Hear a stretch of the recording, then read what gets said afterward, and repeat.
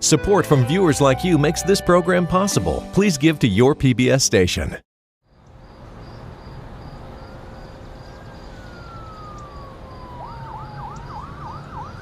On the evening of June 17, 2015, a stranger walked into an historic black church in Charleston, South Carolina, known as Mother Emanuel. He prayed with the Wednesday night Bible study group for almost an hour. Then, he opened fire. We have 9 victims, and I do believe this was a hate crime. Friends say the 21-year-old high school dropout was a loner, an unabashed racist with a deep hatred for black people. He just said, I have to do it. He said, you rape our women and you taking over our country. The massacre in Charleston touched off not only a debate over the Confederate flag, but it touched off a debate all over the country. How did we get here? And why is this happening? It was easy, I guess, to think of that as a singular horror. And it was convenient, I think, to think of it that way. Unless you really wanted to understand how this could happen. And then that meant that you had to get into the history. Most of us know that our country fought a civil war in the 1860s. But less is known about what came afterward, the chaotic, exhilarating, and ultimately devastating period known as Reconstruction. If we're looking for the roots of the tragedy at Mother Emanuel, this is where we have to start. The Reconstruction period is one of extraordinary excitement, a time when America could finally become that land of freedom that it had promised to be since the very beginning. Black people actually sat in the House of Representatives and the Senate.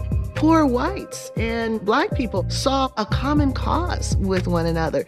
You're seeing this opportunity and imagining that will only get better. And looking back, what we know is those black folks had no idea of the cliff that they were heading towards.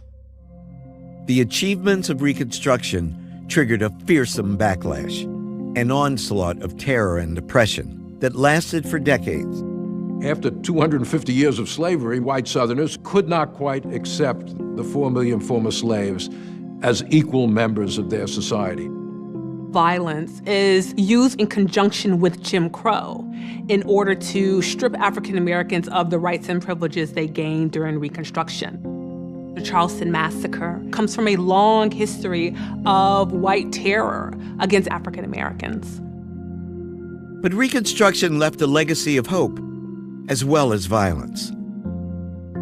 We have to recognize the injustices that were inflicted, but we can't reduce all history to that injustice.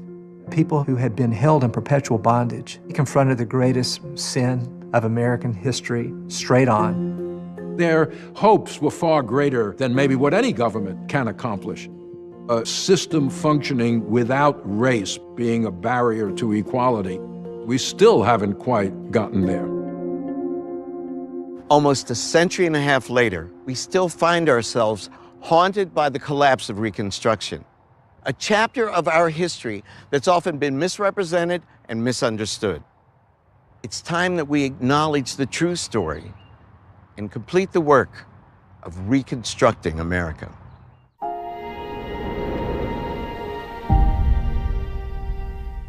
When I was in high school, Black history consisted of a few simple facts and a very happy ending. Abraham Lincoln freed the slaves. But this was the 1960s. 100 years after emancipation, Black people were fighting for the most basic rights. So what happened to that happy ending? It turns out that wasn't the end of the story. It was just the beginning.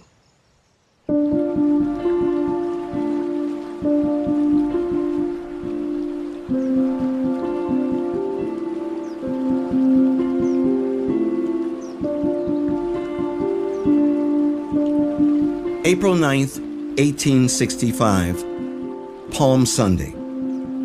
At the village of Appomattox Courthouse in Virginia, Confederate General Robert E. Lee surrendered to United States Lieutenant General Ulysses S. Grant.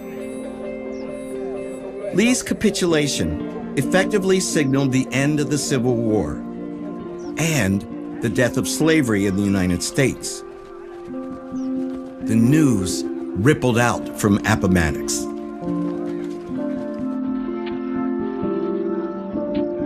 A strange woman I never seen before came running down where we were all at work.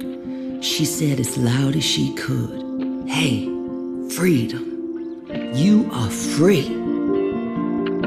Everybody was getting up his clothes and leaving. They didn't know where they was going, just scattering around.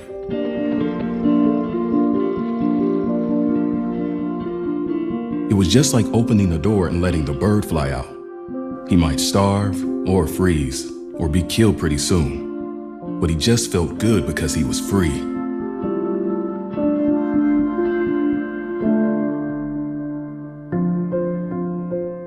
To a remarkable degree, it was the slaves themselves who had helped bring this to pass. From the war's first days, legions of enslaved people defied their masters and fled to Union lines. Others were liberated by the United States Army as it occupied parts of the South. By the summer of 1862, many thousands of slaves had found safe haven. Their brave actions, as much as any other factor, converted President Lincoln and many other Americans to emancipation. When black men were finally allowed to enlist in the Union Army, 180,000 answered the call, most of them former slaves. It was both the manpower that they brought to the Union side and also the denial of their manpower in the production of the Southern economy. There's no question that they strengthened the Union hand militarily, and they changed the nature of what a military victory would mean. The role of black soldiers, Lincoln said this himself, was essential in ensuring that the war would end with the abolition of slavery. What would the future hold for these freed people? Now untethered, their status as citizens was very much in question, with few legal rights or protections guaranteed. Even so, the prayers of generations were being answered. As Lee and Grant negotiated the terms of surrender, the government in Washington was wrestling with what was being called Reconstruction. On the surface, Reconstruction just meant restoring the rebel states to the Union. In fact, it raised a host of questions. Reconstruction is the process by which American society, North, South, black, white, tried to come to terms with the consequences of the Civil War, the reunion of the nation, the destruction of slavery, the question of what the status of the 4 million former slaves would be as free people in American life. One of the first questions that the post-war period has to confront is, who is a citizen, and then what rights attend to citizenship? Who are former slaves going to be in the body politic? In parts of the South that the Army liberated during the war, officials had been confronted with issues like education, land ownership, and workers' rights. Even at Appomattox, it was apparent that the North and the South saw Reconstruction quite differently. Grant goes into these negotiations thinking, well, we won. Not just militarily, but our principles won. Robert E. Lee comes into it thinking, it shows that you had more men and more cannon than we did. We acknowledge no wrong. And they just talk right past each other, which is one reason it becomes not the end of all this struggle, but in some ways the beginning. These ideas start to accumulate around Appomattox of a merciful coming together of peace. Many iconic images associate this surrender ceremony with Jesus entering the city of Jerusalem, the city of peace. But they don't actually help us understand what happened there at all. Whatever Appomattox is, it's not the start of peace. 2 days after Appomattox, Abraham Lincoln spoke about Reconstruction at the White House. For the first time in public, the president suggested that some black men, the very intelligent, and black veterans deserved the right to vote. A man in the audience turned to his companion and said, "That is the last speech he will ever make." On April 14th, 1865, Good Friday, John Wilkes Booth made good on his threat. The reckoning for America's original sin was just beginning.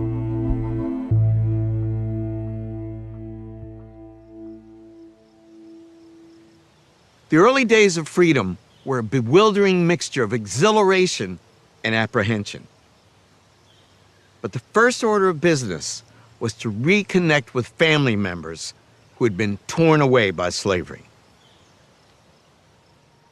Information wanted. I had 2 children sold from me about 10 years ago by a man by the name of Pate. My boy's name was Monroe Early, and my daughter's name, Mary Early. Starting in 1865, so shortly after the end of the war, you see people placing ads in newspapers. It really gives a sense of the separation that had occurred during slavery. Information wanted. Of my father, Jerry Hodges of Norfolk County, Virginia. I was sold from him when I was a small girl, about 30 years ago. My mother's name was Phoebe, and she belonged to a man named Ashcroft. This moment of emancipation is a serious moment of upheaval. A lot of people are moving about. There are a lot of things that are going on. But for African Americans, one of their big things is to try to build the lives that they've been thinking about while they're enslaved.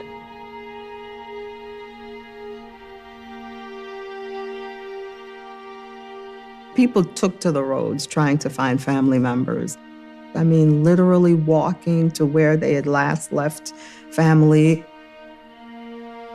Information wanted of my children, Louis, Lizzie, and Kate Mason, whom I last saw in Owensboro, Kentucky.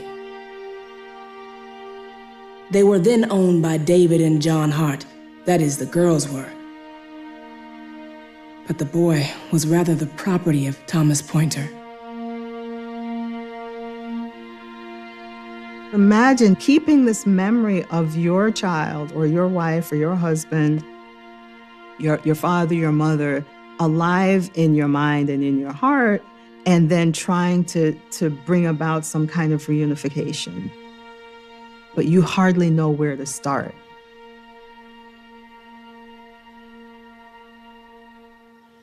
The end of the Civil War brought more questions than answers. Even the status of slavery was unresolved. The 13th Amendment passed Congress in January, but it hadn't been ratified by the states. And what did freedom mean? Could the freed people be citizens? Were they entitled to a role in politics? Could they earn wages in the free market?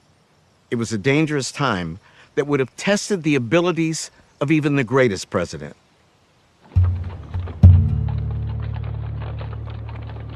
Just hours after Lincoln's death, Andrew Johnson was sworn in at a hotel on Pennsylvania Avenue.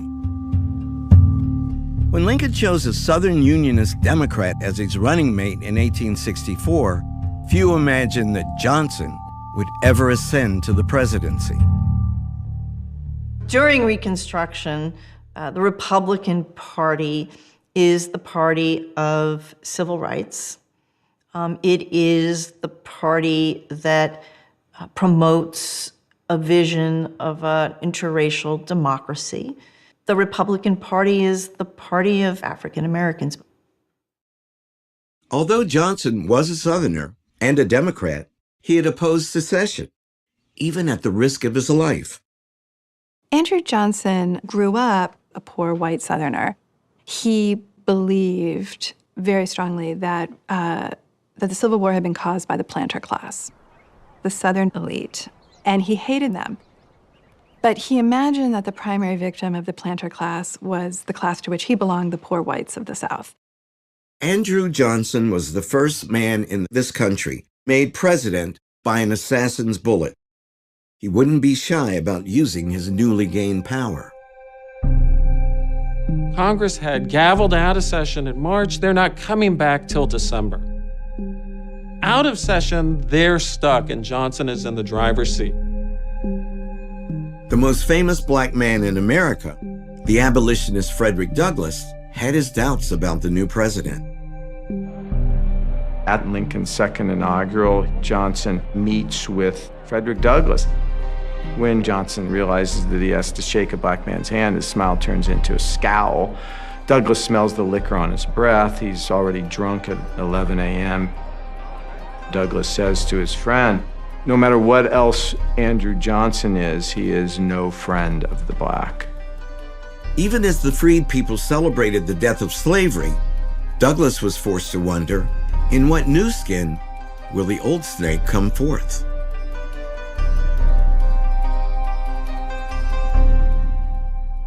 The freed people longed for all of those things that other people enjoy. Things denied them under slavery. The right to marry, the right to make a home, the right to an education, and the right to earn a living. For many, the basis of being truly free was the right to own land.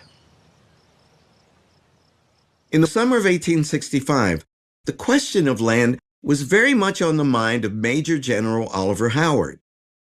That May, Howard had been given one of the most daunting assignments in American history. As the head of a new government agency, the Bureau of Refugees, Freedmen, and Abandoned Lands, Howard was given a few hundred agents and then charged with overseeing the entire transition of Southern society from slavery to freedom.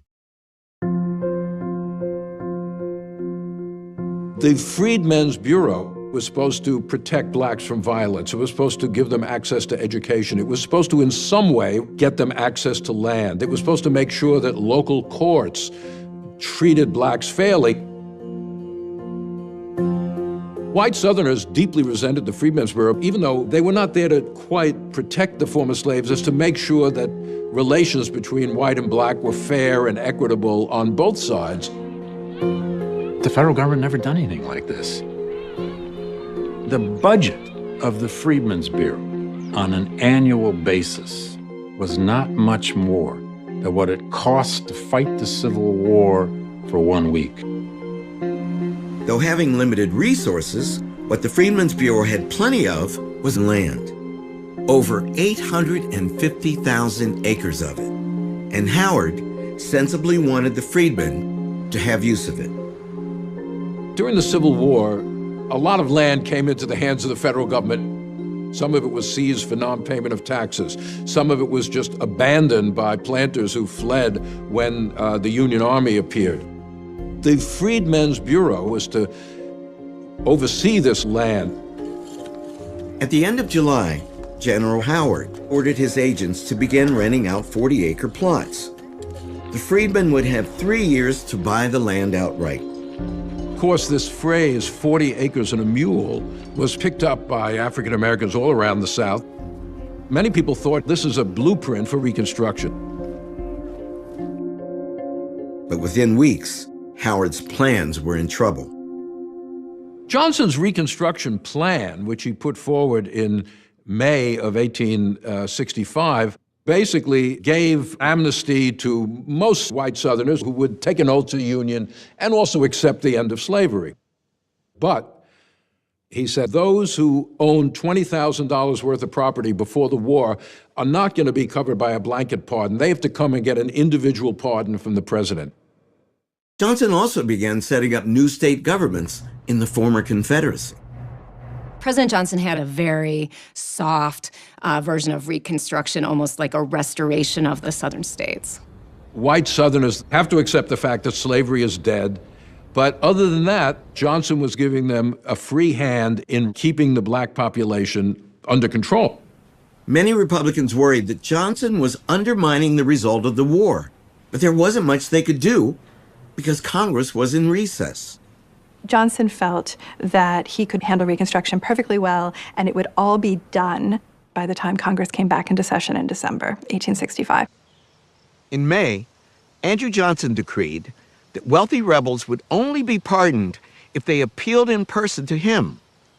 All through the summer of 1865, a steady stream of prominent Southerners, the very people Johnson loathed, called at the White House to beg the president's forgiveness.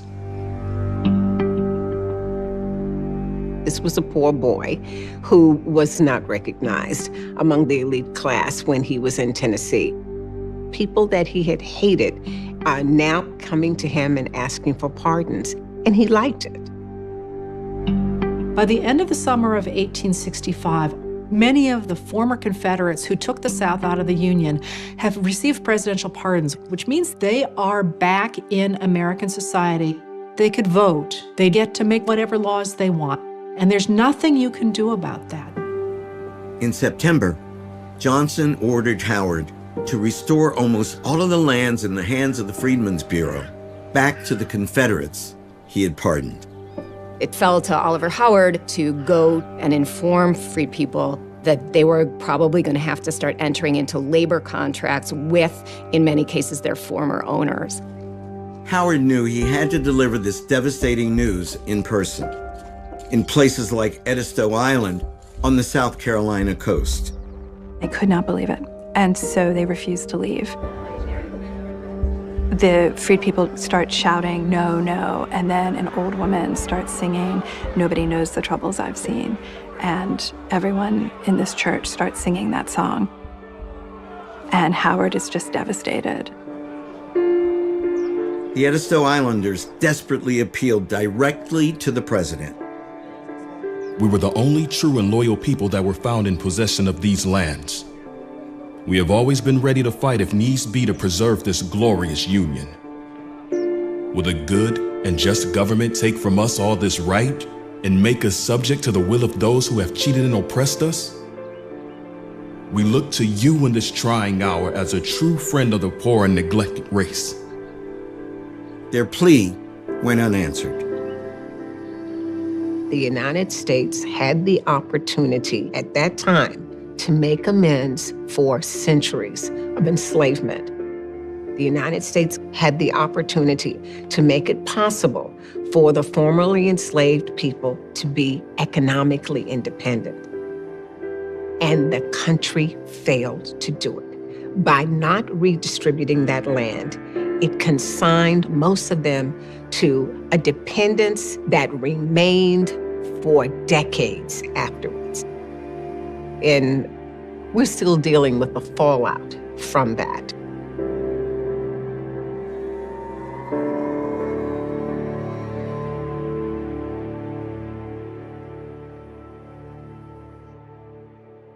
How'd you get involved with this, the planning of this monument? More perhaps than anyone else, historian Eric Foner has brought the truth about Reconstruction to light. We visited the newly dedicated Reconstruction-era National Monument in Beaufort, South Carolina. This area was almost like a test case. Could these former slaves really be free people? Could they learn? Could they work as free people? Not everybody knew what the answer was going to be, but they proved themselves in Beaufort, and it actually therefore had an impact on Reconstruction as it developed. You've written what many of us think is the Bible on Reconstruction. You've written 10 books on Reconstruction. You're going to write an 11th on the Reconstruction amendments. To what do we attribute your fascination? You know, the ferment at the local level in Reconstruction, which really I think is the big story, how the end of slavery upends everything. And a new system has to be created, a new economic system, a new political system, a new legal system. You know, slavery was a total institution. When that's gone, you got to build a new society. And one of the barriers, of course, was the tremendous legacy of anti-Black racism. Absolutely. You're absolutely right. Racism, which is the deepest legacy of slavery, really, in our society. You know, it would be nice, but one can't very well expect that the legacy of racism would just be sloughed off because slavery ended. Didn't happen, and that was a tremendous barrier to change. In 1866, a Richmond journalist published a book called The Lost Cause.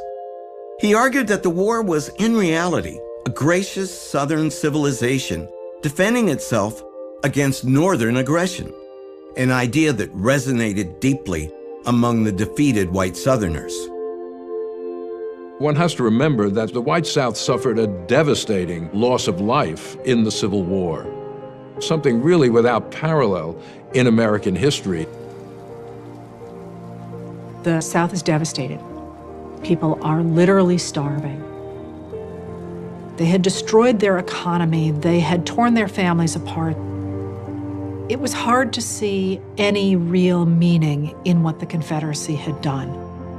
I think people wanted to find something to hang on to. Many former Confederates stubbornly clung to the belief that their cause had been just. That whole lost cause myth developed out of the idea that the only reason why they were fighting at all was because the North was trying to suppress their rights. For the Confederacy, the war was absolutely about slavery. First, last, middle. All we have to do is look at the ordinances of secession, the debates in the various state legislatures, private letters. They're all talking about slavery as the cornerstone of their civilization. The Confederate Constitution was very, very clear in terms of the role of slavery in its society. Number one, that it shall in fact be perpetual. And number two, if the nation expands, slavery goes with it. Looking back almost a century later, a Southern writer noted, only at the moment when Lee handed Grant his sword was the Confederacy born. One of the things that's often forgotten is that many white Southerners did not want to fight for the Confederacy, had never supported secession in the first place. But with the end of the war, it becomes possible to imagine a kind of unified Confederacy as it recedes. The Confederacy, in many ways, has had far more of an active life after Appomattox than it did before. After Appomattox, it was just a fantasy. It was a dream of what that nation could have been.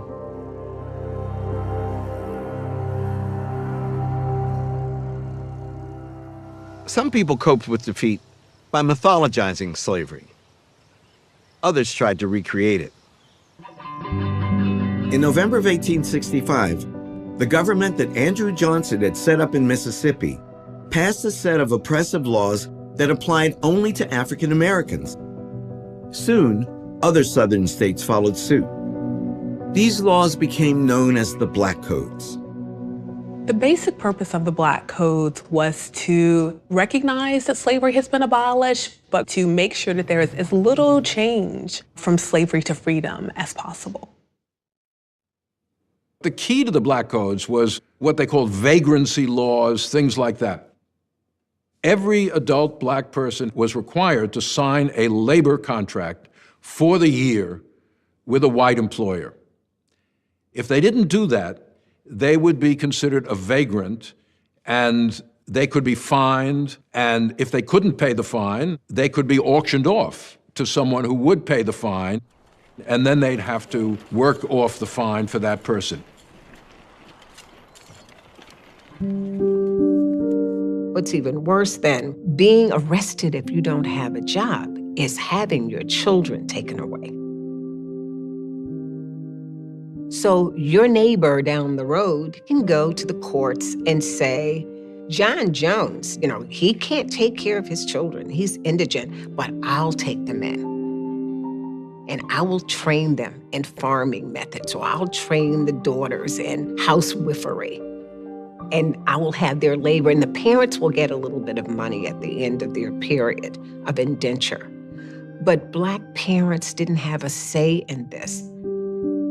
A lot of parents are fighting back and saying, no, they don't want their children to be apprenticed. They can take care of them. They also know that in apprenticeship conditions, they can't protect their children from physical and sexual abuse. It becomes a way for the planter class to continue stealing the labor of the children, and sometimes stealing the children themselves. Enforcement of the Black Codes went hand in hand with relentless violence against the freed people. Outside of cities and towns, the Union Army was shrinking rather than expanding. You're looking at former slaveholders who can't imagine living in a world where slavery doesn't exist if the Union Army is not on the ground and the Freedmen's Bureau is not there to enforce the new rules. Then they were going to do whatever they could to keep the African American population in a state of subordination. The Ku Klux Klan is created in Tennessee in 1866. It coincides with the creation of black codes. You could argue that on some levels that the Klan is doing the same thing that the slave patrols did. During slavery, the slave patrols would make sure people have passes, making sure that they are not loitering. They're not getting together in bands of people. And the Klan is going to do the same type of thing. You have people who are targeted because they've managed to acquire a decent amount of land, or their children are in school and a white person in their community is struggling at the same time. What they decide is that the way to deal with this is to attack the person, to take away everything they have, to destroy their property, to run them off their land. At war's end, Frederick Douglass had wondered what new form slavery might take. After 6 months of Andrew Johnson's Reconstruction, the answer was painfully obvious.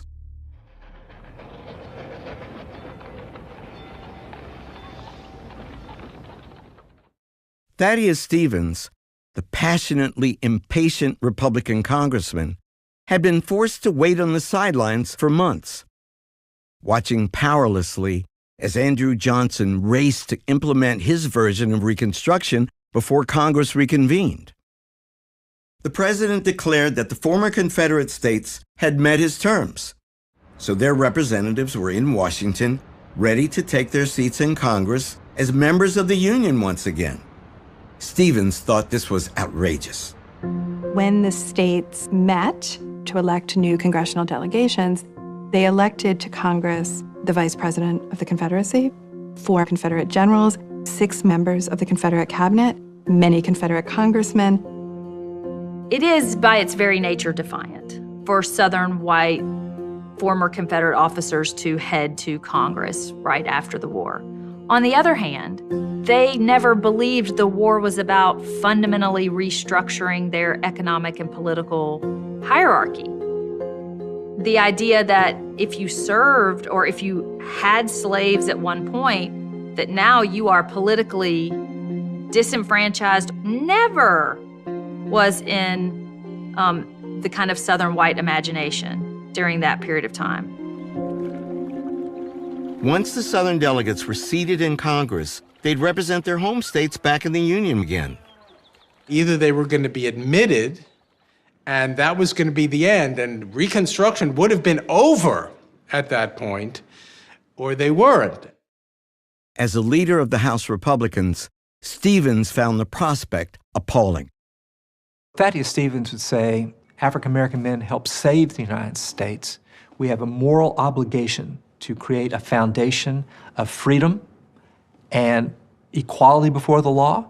And without that, anything else is going to be a fraud. He was fired with this passion for justice that would saturate the entire social order. He was ready for a revolution in the South. Stevens and his fellow House Republicans had planned for this moment. At the stroke of noon, when the 39th Congress opened, they set those plans in motion. The clerk began to read the roll of the members of Congress, and he skipped over the representatives from the southern states. As it becomes clear that they're not going to call upon any rebel state congressman, Democrats start to jump up and to scream, "This is revolution." In fact, they were right. It was a revolution. Each House of Congress has the power to exclude those it finds unfit. If the clerk fails to call your name, you're not a member of Congress. Not a single name from the rebel states did the clerk call that day. Congress was boldly seizing control of Reconstruction. Some Democrats say the American Republic died on December 4th, 1865, and in some ways they might be right. But a second American Republic is born over the next 5 years that has a different constitution, one that's going to be written painfully and slowly and imperfectly, but written by Stevens and his colleagues in Congress. This Republican-dominated Congress turned its attention to a pioneering Civil Rights Act, which they passed over President Johnson's veto in April 1866. It was Congress's answer, you might say, to the Black Codes and to Johnson's Reconstruction Plan. It established the principle of birthright citizenship. Anyone born in the country is a citizen. Why do they do this? Because they know that Southern states are looking for ways to define ex-slaves as not citizens. Part of what the Civil Rights Act of 1866 is doing is pushing away the prospect that people can be, as had been true for Native Americans, that people can be physically removed from the nation. While Republicans were gaining the upper hand in Washington, a more brutal struggle was being waged throughout the South. The white South begins to realize that there's no real possibility of fighting the North, but they can win the struggle on the ground, at home, over the people that they're really worried about. All throughout the South, Black people were on the move, leaving the countryside for the city. But as the crowding grew worse, tensions mounted. Where do you live? I've lived in Memphis very nearly 3 years. How old are you? I don't know exactly. I suppose about 24. Were you here during the riots? Yes, sir. On the afternoon of May 1st, 1866, the streets of South Memphis were even busier than usual. The city was packed with freed people. Memphis had been garrisoned by a Black regiment, and a Freedmen's Bureau office had opened there. Late that afternoon, Lucy Tibbs heard gunfire in the distance.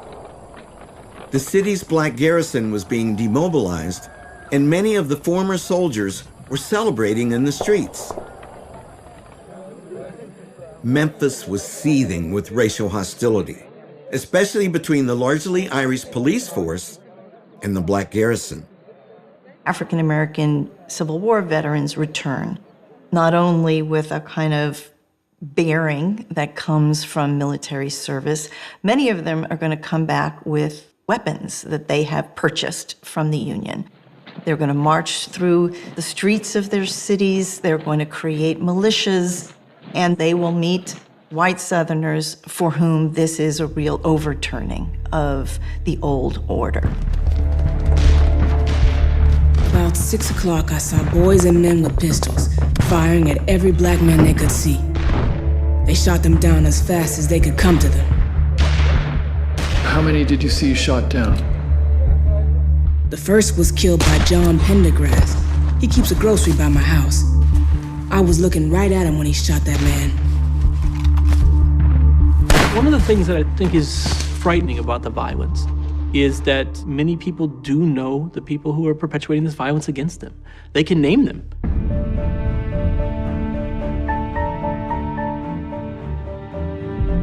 White mobs, including most of the city's police force, began to roam the streets on the hunt for Black people. At night, they barred up all the doors, then surrounded the houses and told the folks to stay in there. Is that what they told you? Yes, sir. But old man Pendergrass and his sons set them on fire. When the fire got very hot, I saw men, women, and children break out and run. They shot at them as fast as they could while they were running. The freed people are sort of beyond the law. And so there's an incredible amount of casual violence. Did they come into your house? Yes. I said, please don't do anything to me. I'm just here with 2 little children. Did they do anything to you? They done a very bad act. I just had to give up to them.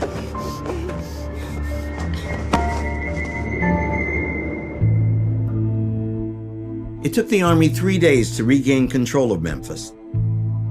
By that time, every black church and every black school had been burned to the ground. At least 48 people had been killed, all but 2 of them black. Not a single white person had been killed by a black person. The nation was riveted by the news out of Memphis. Then 3 months later, almost 40 more people were killed by a white mob in New Orleans. The political consequence of this in the North was it helped to convince large numbers of Northerners that Johnson's Reconstruction plan was a failure. Andrew Johnson was not down there committing acts of violence, but this was sort of the logical outcome of Johnson's Reconstruction plan. When you say blacks really have no rights whatsoever, obviously you're encouraging an atmosphere which does not feel, to use a modern phrase, that Black lives matter very much.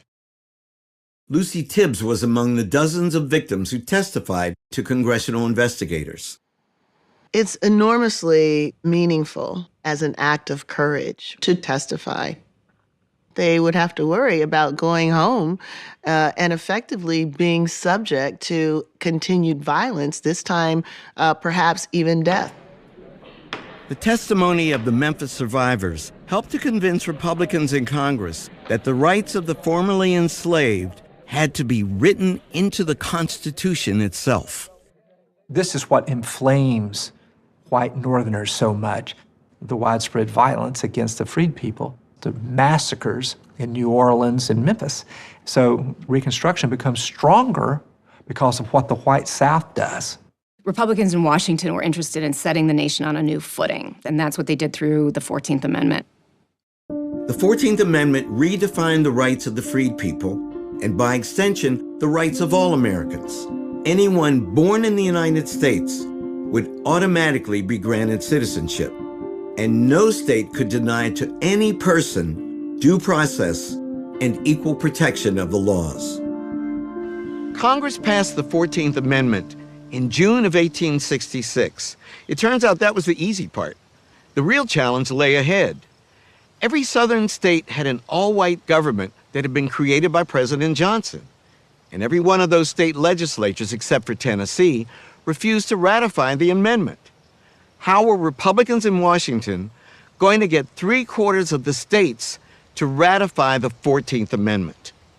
The answer began to emerge almost a year later.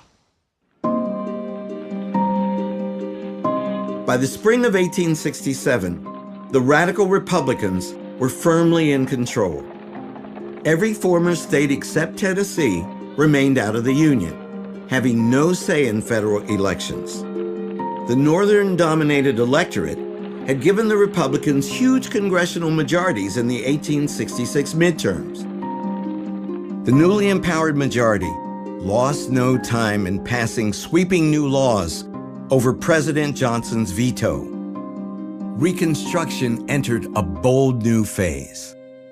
In the spring of 1867, Congress turned from kind of the more moderate measures to saying, we actually have to reorganize the South and set these states on a different course.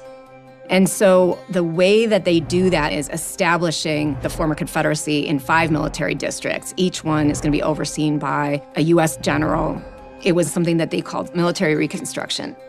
They marched through the South telling local officers, we can fire you, we can overrule you. Their goal is visibility, and their goal is to make a statement, you're not in charge, Confederates, we are. Congress laid out strict new terms. The rebel states had to adopt new constitutions, give black men the right to vote, elect new state governments, and ratify the 14th Amendment. Then, and only then, could could they be readmitted to Congress. How would you get the southern states to adopt the 14th Amendment, to which they are deeply resistant? You say black men must be able to vote, and they also must be able to hold office. This, in the white Southern imagination, is the great travesty of Reconstruction. Some of the former Confederates who had been disenfranchised after the war still cannot vote, whereas black men can. So that is what just really infuriates the white South. And they call it bayonet rule. When Southern whites imagined what could come after the war, should they lose, it was never a possibility of like a really flipped upside down social hierarchy with equality for African Americans, because that wasn't happening anywhere in the country. Many northern states did not allow black men to vote. And so Southern white conservatives felt that the provision of suffrage to African American men in the South was something between hypocrisy and punishment. Activists and Army officers spread out across the South, registering freedmen to vote. At the beginning of 1867, fewer than 1% of all black men in the United States could vote. By the end of 1867, that figure was higher than 80%. A vibrant new political culture sprang up as freed men and freed women pressed for their rightful place in the Union that they had sacrificed so much to save. The advent of black suffrage unleashes a kind of utopian idea of change. You see it in mass meetings where people get together just to read the Constitution and debate, what is democratic government anyway? How can we create it? So it is a remarkable moment of hope and of militancy. Black men and women, these folks who had just come out of slavery, would take off work on Saturdays and walk 25 miles to a political meeting. The vote was considered basically owned by the collective, not just by individuals. And so women and children were actually involved in political discussions. They attended mass meetings. In some states, there were significant pockets of poorer white farmers who actually, many of them had not been in support of the Confederacy, had not favored secession, and many of them suffered as a result of the Civil War. They were in dire economic straits.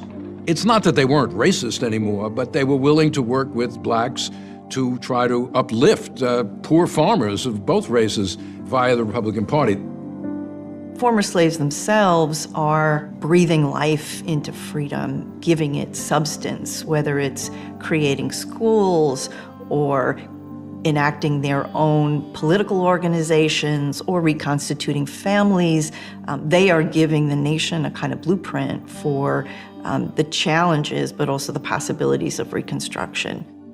Andrew Johnson played almost no part in these profound changes. Fending off impeachment consumed the last months of his presidency. Meanwhile, the new state governments in the South began ratifying the 14th Amendment. In July of 1868, it became the law of the land. Ironically, if Reconstruction had gone more smoothly, you might not have had the 14th Amendment. If the white South had not insisted on putting exactly the same men back in power, if the white South had resisted the temptation to put in black codes that made a mockery of emancipation, if the white South had not endorsed these massacres in its major cities, it's easy to believe that there would not have been the fundamental changes in the American Constitution that we had.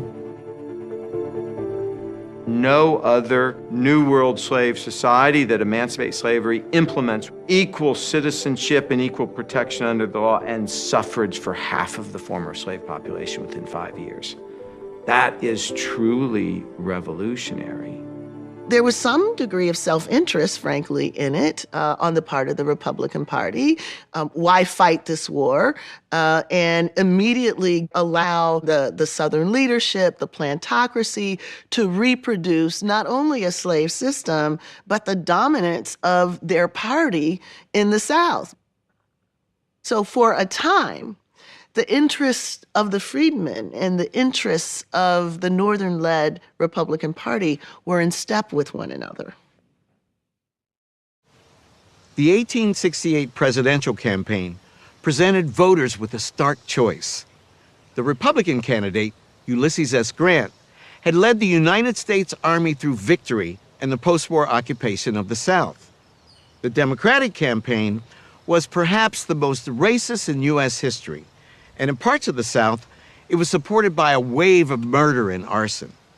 Would that campaign of violence succeed in preventing black men from voting?